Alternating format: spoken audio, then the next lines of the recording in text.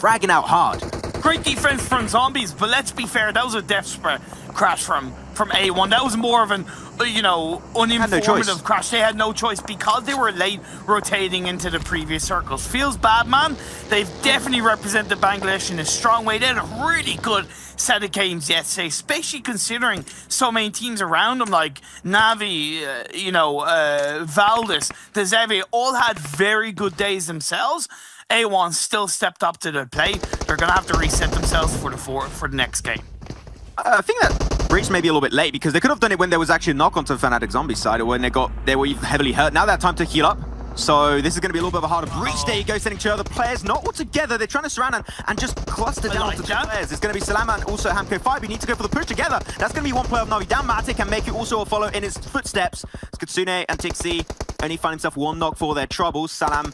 Oh, Kitsune. Fight up and ready to go. Kitsune trying to push it a little bit behind that wall. Nothing you can really do. And now only Tixi is left and ready to go. Gets the nade, but nades his own teammate actually, but gets himself a knock too, so that's going to be huge. Now it's going to be a 1v2, but at the end he just couldn't push it the entire way as Navi get eliminated in 11th. It was a good start, but unfortunately that breach was not the one they should have went for. Think I'm going to them. Now we're left on towards DRS. They do get a player knocked down inside the building. They have the circle in their direction, but YALLA Esports are waiting, and the Crasher's going to come in. Bandar's going to wrap around on the side now. In comes Ida, pushing forward. Still alive for the YALLA side. This compound is exceptionally strong. If you can play it correctly and you got some really good scouting opportunities in your hand, it's going to be huge. Bandar goes for the push. Fortunately, the pre-fire will not really work as expected. Still some utility coming his way, and that's going to give a lot of time for Nima to actually jump out of the window, regroup with the rest of the DRS squad, and they might just share it, and I think that's okay. When you got so many teams trying to contest it, sharing it is fine, as Valdus bite the dust in 10th place this time around. Now we're down to single digits. 9 teams in the lobby. We're losing another one. It's going to be Fnatic Zombies after a great start in terms of fragging power. Seemed like the late rotation did not go in their favor as you called out ImPERium. Great push by YALLA. It then gets knocked down. Lovely grenade by AJ to keep things off. DRS, why aren't you kind of pushing on that? You know now you have a... Actually, no, they don't have a body advantage because one of the DRS players was knocked down earlier, so that's why they didn't push him. Powerful gets a knock onto Mafia. Nice smack in the face for Mafia Ninja with that nade from Powerful, trying to get himself a double. Doesn't quite get it, but Bandar, man, the nade game from YALLA Esports is out of this world. And now it's only AJ. They're trying to crawl their way back, but you know that's not something YALLA Esports going to allow. They're going to try and find closer to this fight ASAP to have full ownership and control of this compound. It's looking great in the circle. It might even shift their way onto the next phase. And if that's the case, it is definitely worth it. It is going to be someone to the circle. And they get the nade once again. Man, every single player of YALLA Esports got some top-tier grenade gameplay here as they eliminate the entirety of DRS, and now they have full control of that compound. What hurts them a lot in the grand scheme of this event. I totally agree with it. Let's see if they can look to switch things up as Uzum wrapping around on the side. Johnny has joined up somewhat eventually. He's still in the back line, but he can allow it to get a flank angle and support Uzum. A lot of utility being used early on in this game from i8, and unless it's rewarded, it could go against him later on in the game. Uzum takes a good bit of damage. Great play by Snipes to go in the open. A bit of a risk. Might work out, but Trinder gets a knock. Look at Johnny, though. This could be the game-changing position from Johnny. If he actually get himself over to that hilltop position, that could be clutch. There you go. The dust. And now they actually get himself an extra kill. That's going to be Sanes out of the game. Geek Fam down to 2. Damrude and Snipes MVP. Gonna have also got to keep in mind Reject are right on top, so that rotation of Johnny could be heavily shut down, but he's not going to go for the hilltop, which I find very surprising. I think that would have been the play, but it seemed like he wants to join up on his team, which understandably so now, ImPERium. They have a 4v2 situation. They want to go full ham into this fight, use the 4v2 advantage. I think now is also a great call for them to do. Wait. Snipes trying to push himself over to the more western side of this compound. They're trying to avoid the fight, but unfortunately there is no escape from i8. Now ImPERium, they have a 4v2 situation. They want to go full ham into this fight, use the 4v2 advantage. I think now is also a great call for them to do.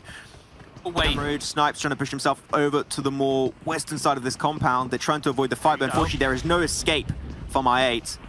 Look at this. Just going to try and surround you, suffocate you out. The utility is still going...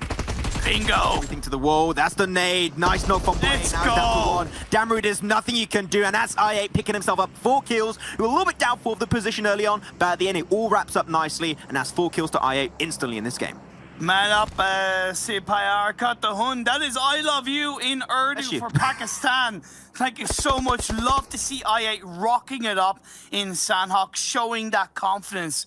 Well done, guys, but now continuing it on. XAVIER could try and contest it, but there's not a lot of compounds now, which means that we're going to have potentially half of the team dying out very soon. Oh, be careful, I8. Uzum takes a bit of damage. They know that it's BTR, to be fair. Return fire down the hill as ZEUS wraps around. Blade is in a good position, but out in the open. Mafia Ninja. Oh, no. Third-partying that from inside the circle. That's what you got to be aware of coming into phase 4.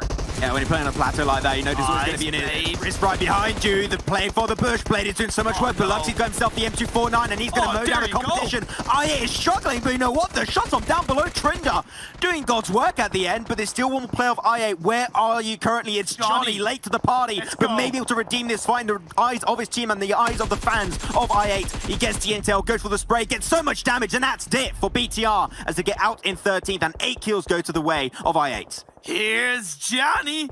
Let's go, I8 looking good. They may only be left with 1, but that's 2 squad wipes that's worked out in their favor. Will Johnny go for the heel shot? I think that's the best thing he can look to do. Kind of pronunciation, but Valdus trying to push their way between Geek Fam and NAVI. Not an easy rotation, and that's going to cause him a lot of trouble, a lot of issues as 2 players instantly. I8. Concept on Martin's still good, but I8, ImPERium.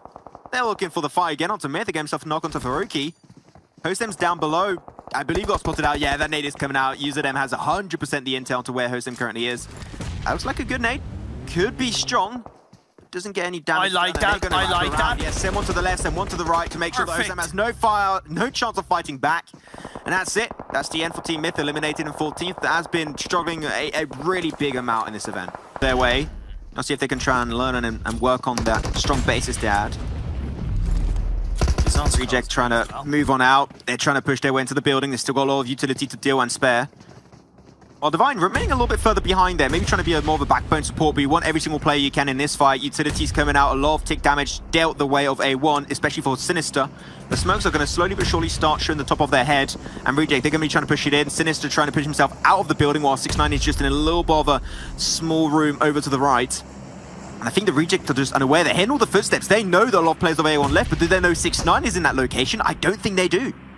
And with the circle shifting up north, both these teams have to start to make a move, but I also think that allows A1 to play on the roadside and utilize the wall to maybe get a little bit of a flank position on Lapis. I'm not saying it's 100% certain, but it could be there. Sinister gets in the boogie. Are they going to look to disengage? 6ix9ine is still on the outside of the building. It could be a bit of a bait, but Reject looking to do the same. Well, 6ix9ine committing to the blue a bit more. Gonna get the intel to Divine. Divine gets prone, and that's it for 6ix9ine, and he gets picked away. Yeah. Out A1. Oh man, yeah, they took too long onto that fight. Reject having a hard time. It's a Hail Mary push, trying to push their way out, but there's so many teams they're gonna be pushing into. A1 make it over to the side of the road, but that's gonna be a huge encounter with IA right now, and there's only Dante. Dante trying to take all of the kills for himself, but without your team to back you up, that is not gonna be an easy feat. Oh no. They're gonna try and roll him over. Dante, can they make it happen? And see you later, Dante. It was good seeing you. Back to the lobby you go, and back to the lobby all of A1 go, actually. But Reject are not done. They've put himself towards another fight with I8. You guys gotta calm down, Reject. You're out of your goddamn mind. Come on, Johnny. Johnny's there once again. Come on, Johnny. This guy's surviving all the time. How does he do it? I have no idea. But he did it against BTR and Sanok. Let's see if he can do it again. It looks like he's going for the revive, but I think that's a bad idea because Lapis is able to reposition. Although, he's not going for the... He doesn't know. What is he doing? What am I doing? I don't know. He's having some fun, I can tell you that much. But that's going to be great. Johnny able to make it out alive. He's going to leave his teammate go down. Unfortunately, we had no option. The blue then was pushing against it.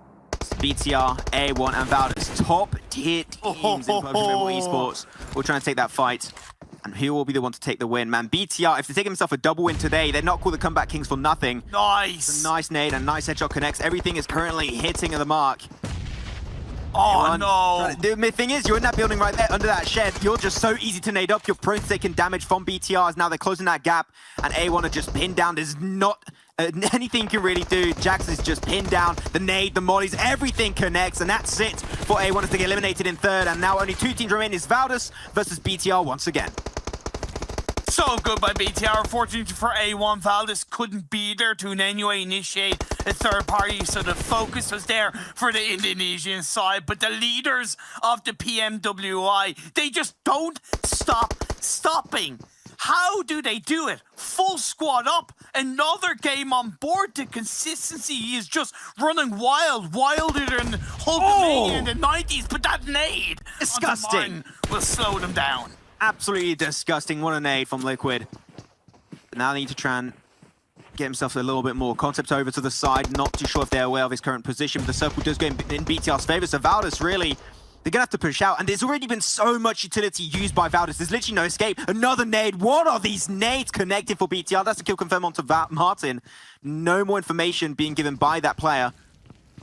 You're seeing sneaky Liquid and Luxy as they're trying to get more intel, get some extra loot. Never know, could find a few more nades. And mollies! Nice! This makes it a one-on-one trade. Luxy taking a severe beating too. Then you got two more players. Concept trying to push on top of that heal. Does get prone in time, but that's going to be the follow-up from Liquid. Actually, that's going to be helping tremendously. Only Gooey, the old path AAA, will try and get that fight. But it's BTR. This is their game. This is their day. This is their day for here for the World Invitational East as they get themselves their second win in the event. They are truly stepping things up in this event, ImPERium. I wonder if Mafia Ninja's still giving information on where Powerful stands. If they get rid of Powerful, that's great. Oh, if they get it, that's huge. That's immense. Bandar trying to move away from that position. It's 3 pillars off DRS, just throwing everything they have on top of Bandar. He gets to the crate just in a nick of time. But DRS, we're going to close it off with a Nepali win. That'll be huge. As Bandar gets the first day once again, up to 75% health, trying to go for the sprint to the open. Oh, gets them solo onto Galton.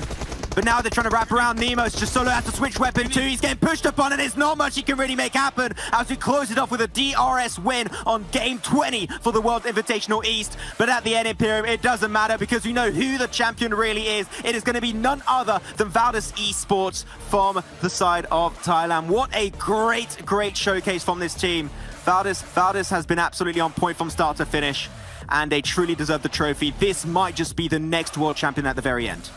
DRS, and where do they drop to?